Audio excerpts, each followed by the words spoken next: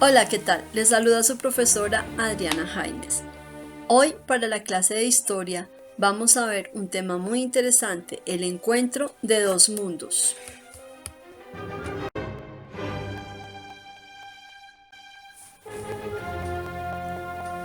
Vamos a hablar del señor Cristóbal Colón. Su nombre en italiano era Cristoforo Colombo, que traducido al español era Cristóbal Colón.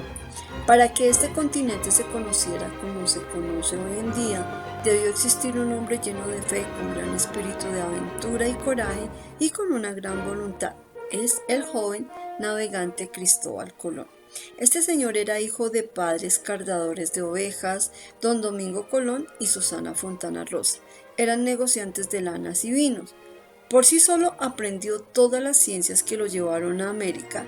Las que más le llamaron la atención fueron las relacionadas con el conocimiento de la navegación, la geografía, la astronomía y las leyes de la navegación. A medida que fue creciendo, viajó con los italianos por el Mediterráneo. Este mar está situado al sur de Europa. Viajó a Portugal a buscar a los viejos marineros y allí se casa con doña Felipa Muñoz de Perestrello. Y de esta unión nace su hijo Diego. Colón expone al rey de Portugal sus conocimientos sobre navegación y la teoría sobre la redondez de la Tierra, las mediciones que existen de la Tierra y la precisión de las mismas. El rey le niega toda ayuda. Más adelante muere su esposa y sale a España con Diego, su hijo. Llega al convento de la Rábida, su amigo Fray Juan Pérez lo recibe y lo presenta ante cosmógrafos y geógrafos que estudian la propuesta del viaje hacia el occidente, ya que basándose en las mediciones, pues la Tierra se hacía más pequeña. El fraile presenta a Colón ante los reyes de España, don Fernando de Aragón y doña Isabel de Castilla, y solicita ayuda para este joven genovés que carece de recursos. Los reyes acogen la idea y la reina ofrece hasta empeñar sus joyas para así poderle costear el viaje a este joven marinero Cristóbal Colón.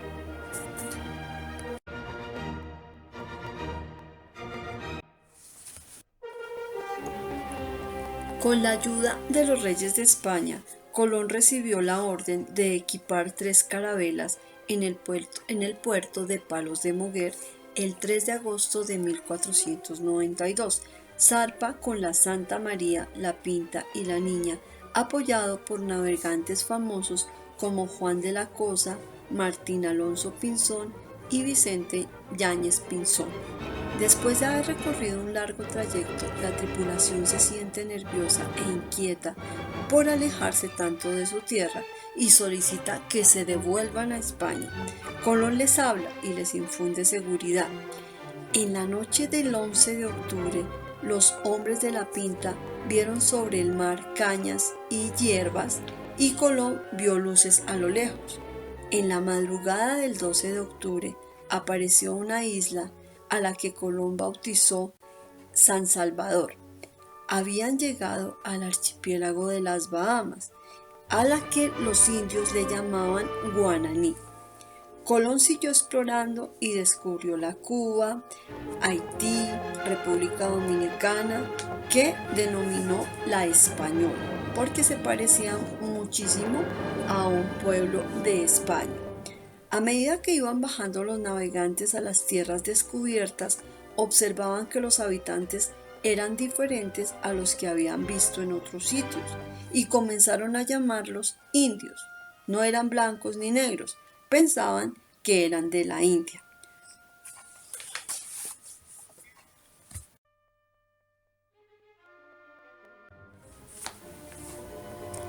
El encuentro entre los pueblos aborígenes y los españoles inicialmente fue cordial, especialmente por parte de los indígenas, pero muy pronto se volvió violento porque los españoles comenzaron a apoderarse por la fuerza de las tierras y del oro de los nativos.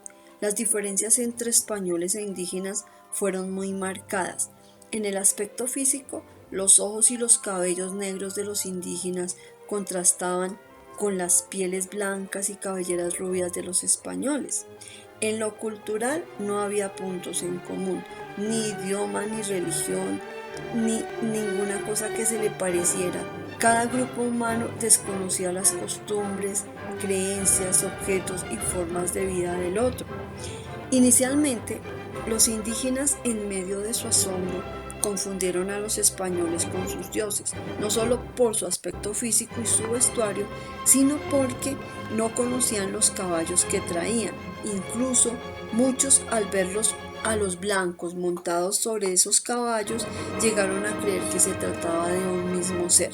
Nunca habían visto a un hombre montado encima de un animal y no conocían a los caballos. Entonces, al ver a estos hombres montados encima de los caballos, pensaban que se trataba de un solo ser.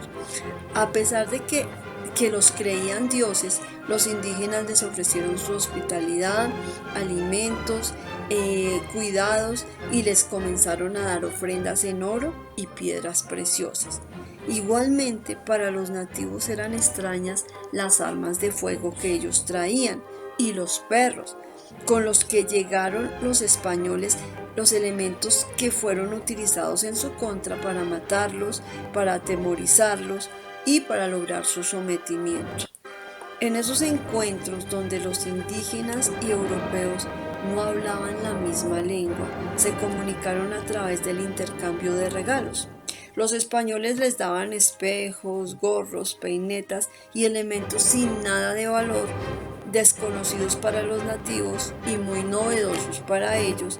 A cambio, estos aborígenes les entregaban oro, esmeraldas, papagayos, ovillos de algodón y hojas de tabaco, que también eran novedosas para los españoles.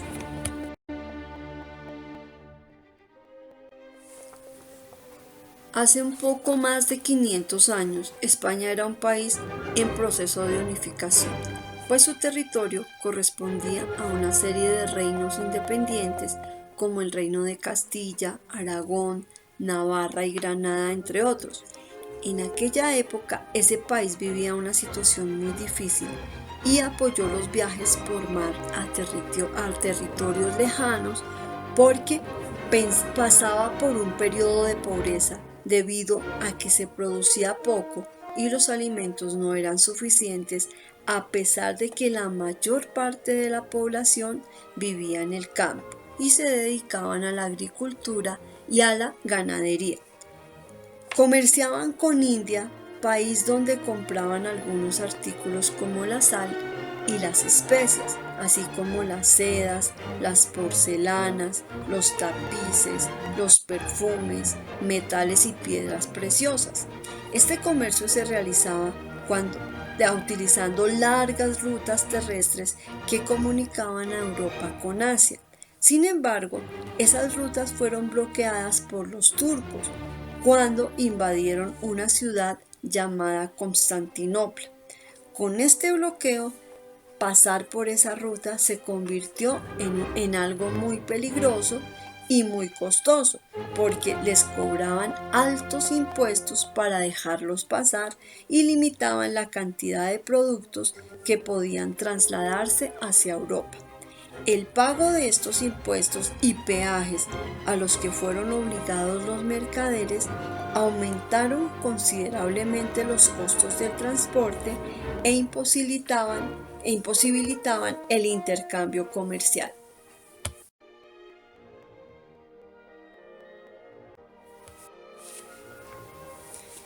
España se convirtió en un importante reino de Europa en 1469 con el matrimonio de la reina Isabel de Castilla y el rey Fernando de Aragón, llamados los Reyes Católicos.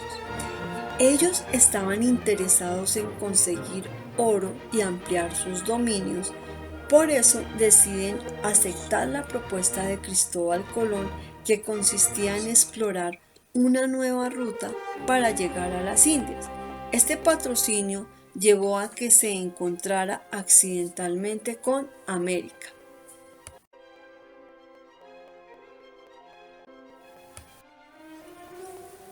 Para intentar llegar a la India, Colón requería barcos, requería alimentos, armas y marinos que estuvieran dispuestos a arriesgar su vida navegando por el desconocido Océano Atlántico, sin tener ninguna seguridad de que llegarían a su destino. Para iniciar el viaje, Colón firmó con los reyes católicos un documento llamado Las Capitulaciones, en el cual Fernando e Isabel se comprometían a financiar parte de los recursos requeridos para la expedición y a cambio ellos serían los dueños de las tierras descubiertas y de la quinta parte de las riquezas que hallara Cristóbal Colón. Por su parte, el marino Cristóbal Colón obtendría los títulos de virrey, gobernador y almirante, la 10ª parte de las riquezas que encontrara, derecho a gobernar los territorios que descubriera y que a su muerte sus descendientes pudieran heredar sus privilegios.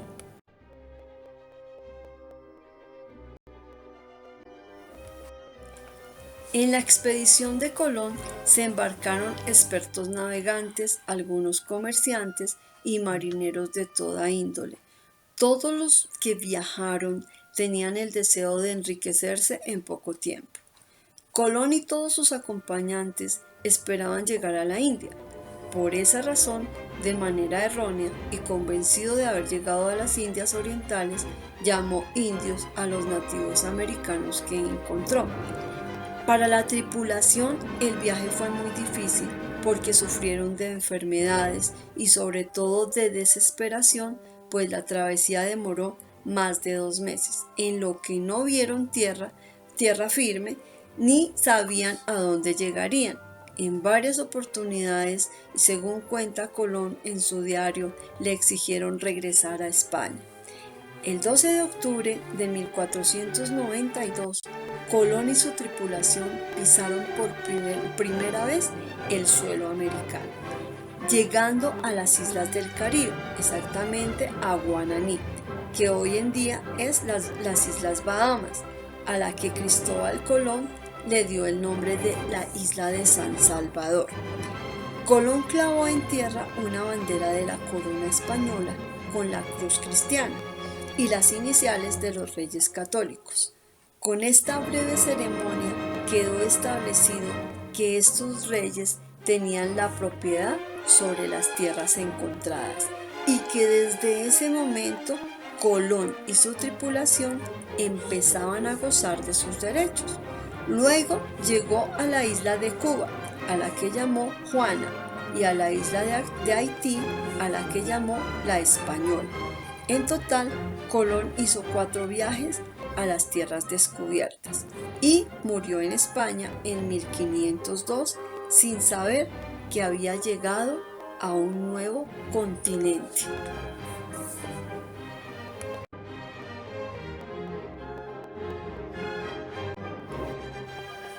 Muchas gracias, niños, por la atención prestada.